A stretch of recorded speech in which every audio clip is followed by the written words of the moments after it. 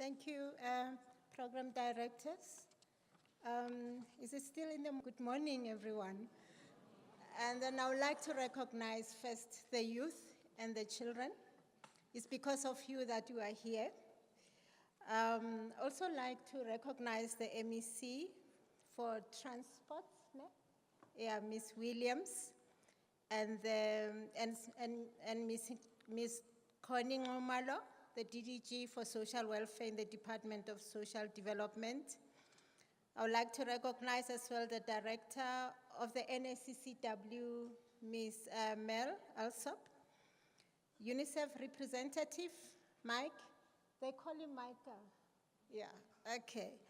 And not forgetting the patron of the NACCW, Ntate Don Matera. And thank you very much for this morning for your poem.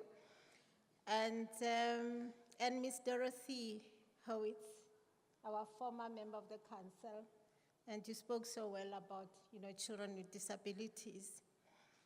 And have I forgotten anyone? Yeah, no. And greetings to all of you, all the child and youth care workers sector, gathered here today, and all the dignitaries that I've not been able to recognize. And it's written here there, I must say, all protocol observed. Okay, when I was sitting here, I wish I didn't have to read a speech because I was enjoying this so much, especially the opening. It was fantastic. It is indeed a privilege and honor for me to be in the same space as all of you gathered here today to mark the 21st Biennial Conference in the history of the NACCW. It seems like yesterday when you held your 20th Biennial Conference at the ICC in Cape Town, and you invited me as a special guest. You remember that? Yes. Yeah. And not knowing that I'll come back to this conference representing the council. But most of all, at that time, we did not even envisage that the deputy president of the council will be a child and youth care worker. Do you know who's that? Mr. Ngonyama. Can you stand up? Yeah, okay. As the president of a newly inaugurated council and for social service professions, on which you are all well represented, I was just trying to remember the names of people who are on the council. We've got Mr. Ngonyama, of course, Mr. Garland, we've got Reverend Barry Lodge, we've got Mr. Harris, we've got Ms. Aziwe, Magita, we've got, who else as well? You are well represented on the council. I'm sure we've got more than 20 people from the child and youth care in the council and in the boards. So I would like to congratulate all of you for your enthusiasm for sustaining and developing the child and youth care sector.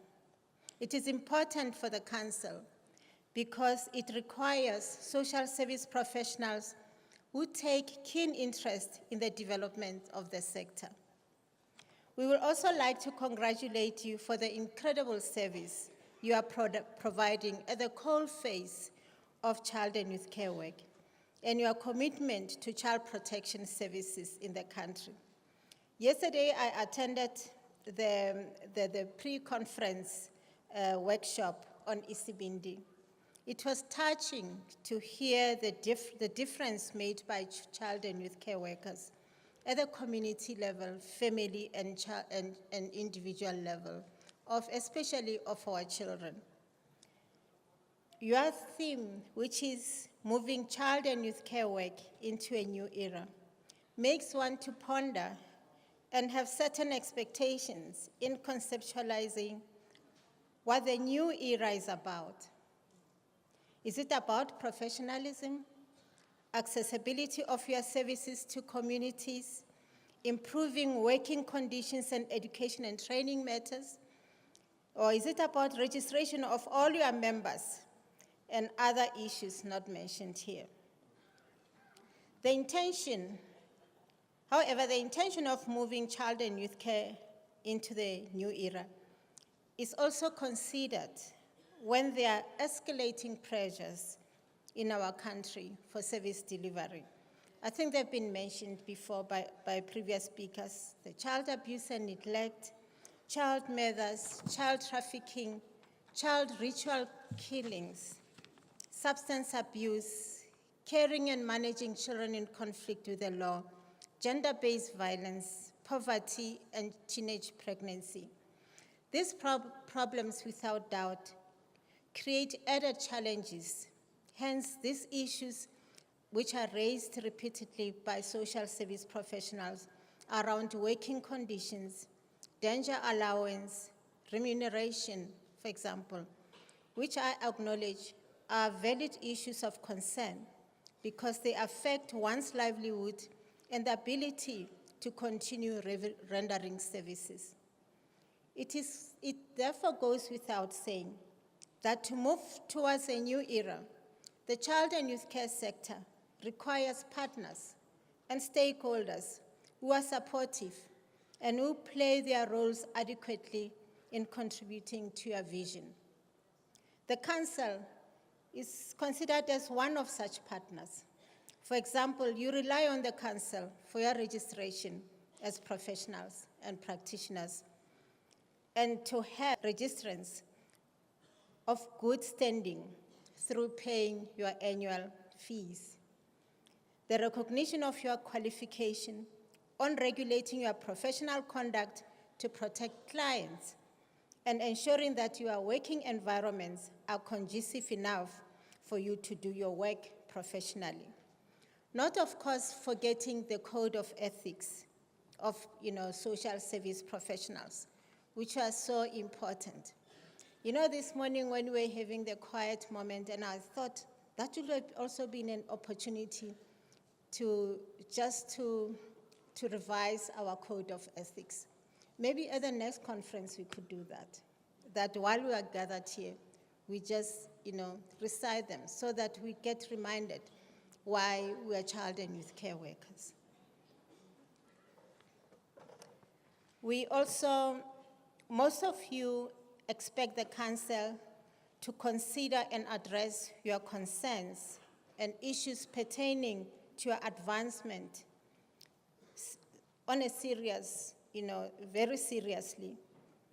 However, with the caliber of representatives that you have on the Council, this, I must assure you, gets full attention. You know that who you have in the Council, ne? They just don't leave us alone. They are on our case all the time about issues of child and youth care workers. The Zennies of this world, the Mel of this world, the Donalds of this world, and the Reverend Berry of this world, and Mr. Harris, and you know them. They are very outspoken, and they just won't leave us alone until we address issues of child and youth care. So, you have to just agree that your issues at the Council, and be rest assured that they will be attended to. We also promise to continue working with other stakeholders, such as government and the NGO sector, to resolve and address some of the issues. And the work that we do as a Council is also aligned with our vision and mission that we developed last year. Our vision is social service practitioners united in excellence. And this is is the vision for all social service practitioners, including yourselves. The mission is to serve the best interest of the social service practitioners, professions, and service users by regulating, leading, and promoting the social service professions in an innovative and responsive manner. The council has had other challenges, of course. It's not all smooth sailing, especially in the past, the challenges that we had in the past, and is committed to improving its service to its registrants. In particular, we note the challenges of a huge backlog dating back into 2015. We are currently working hard with additional resources and strategy to clear our registration backlog. I know some of you say, I have not received my receipt. I have not received my certificate. I have not and not and not. So we are addressing that as much as possible, as we can possibly. We also require your support in terms of timers and communication and ongoing commitment on your side. For example, reacting to SMSs sent for members to submit required documents so that registration can be finalized. Most of the registration is outstanding. The files are standing there because the documents are incomplete and the members have not sent the required documents. We realize that sometimes people require assistance, and this can also be provided through emails and, of course, our weekly communication. You can respond to the weekly communication. We therefore pledge, in order to address the confusion, especially around registration, and of course, depending on our resources, to conduct ongoing outreach drives to improve our customer care and be in touch with the needs of the sector so as to remain relevant, caring, and a professional statutory council which is committed to assisting its members to comply with the prescripts of the Act. Besides our highlighted challenges, a number of good things have taken place in the first year of the fourth council and its two boards, which is the Professional Board for Child and Youth Care and the Professional Board for Social Work. Notably, a 5-year turnaround strategy to improve and guide our day-to-day basis in implementing the Act. This we developed last year in September, and we developed the following objectives for that strategic objectives: to develop an effective, efficient, and accountable administration in the Council, improve our financial systems, processes, and revenue, to nurture and consolidate our partnerships and stakeholder relationships, and a transparent and responsive communication, which you will agree we've started doing, efficient registration system and process for social service practitioners, contribute to policy and legislative developments and implementation. Council operates in an integrated, unified, supportive manner with all its components, meaning the council, the boards, and administration. We want to see it trickling down to our level as professionals. We want to see social workers, child and youth care workers, social auxiliary workers, all working together as one, belonging to one family. And yesterday when I was at that pre-conference meeting, I saw that it has started happening. As in the past, it was you and he, you and him or her. So that is very important. And then also to ensure that education and training of social service practitioners meets the required standards, and to promote innovative indigenous methods of multidisciplinary practice.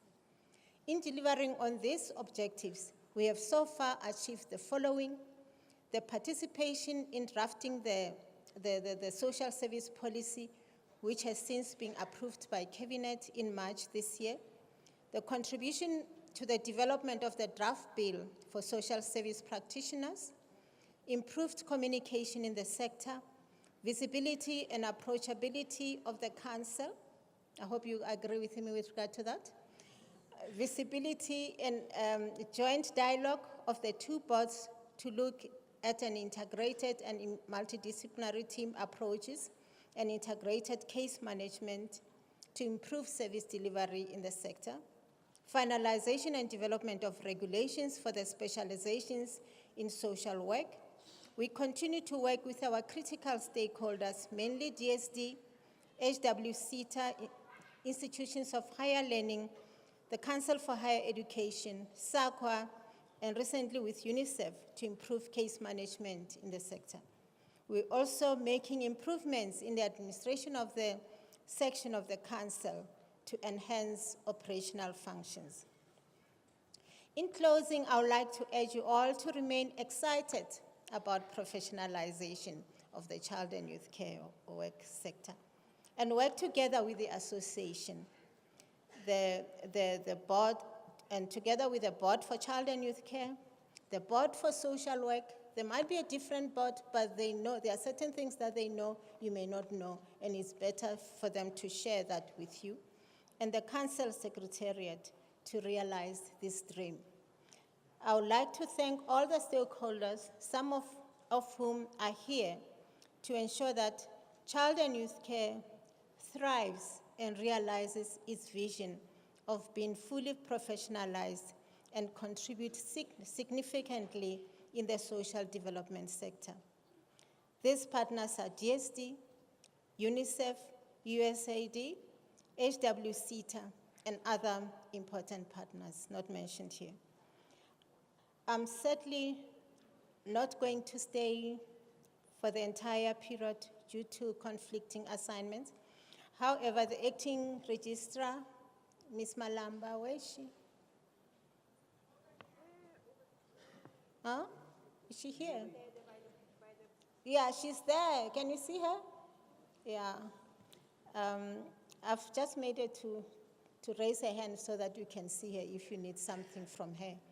And she also has the communication, our communication staff, Lungelo, and then 2 registration staff members in the department, in the council. So if you've got any queries, of course, if any, regarding your registration particularly, they might give you, appropriate answers. Okay. May you enjoy the rest of the conference and learn as much as you can and share openly to enrich the entire social service profession sector. And of course, so that we can deliver services professionally.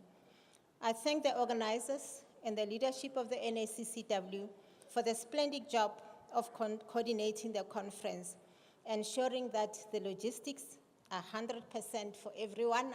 I'm sure I speak for everyone. And travel safely back when you go back home on the 6th, when the conference ends.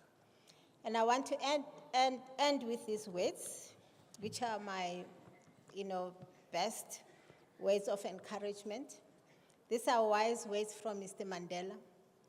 He said, "It always seems impossible until it is done." Thank you very much.